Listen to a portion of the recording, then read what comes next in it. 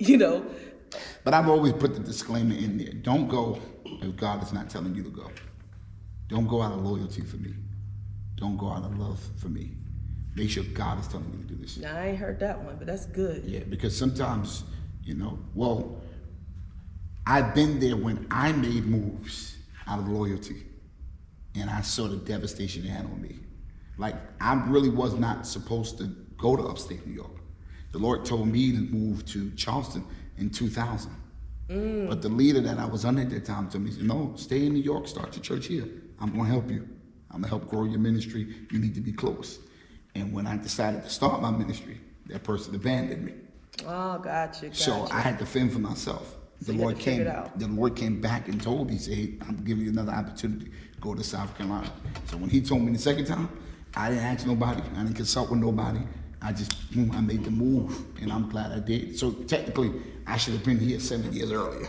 Wow. So I stayed in New York 7 years because out of loyalty, listening to somebody else and not obeying the voice of God. Wow, that's major. That's major. So I tell anyone that follow a pastor, follow a leader, don't just do things out of loyalty. Make sure you hear from God. I have people in my ministry now, God, speak to them about moving away, and I never tell them to stay or go. I tell them, hear God. If God tell you to go, then that's what I'm going to go with. If God tell you to stay, then that's what I'm going to go with. I don't want you to make that decision on me. That's too much. That's good. You're a rare commodity, I tell you that. You're Yeah. a rare commodity. I've heard that before. Yeah.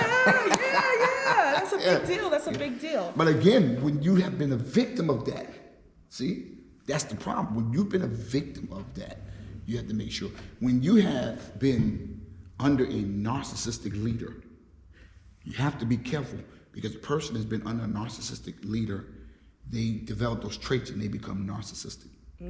So you have to break that trend and that trait. And unfortunately, I experienced that.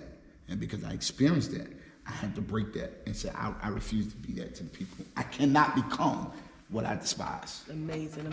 Yeah. So now we done moved to Kingston, back to South Carolina. Charleston, so you had the church in New York. And then you opened up a ministry in Kingston. So you closed both of those locations.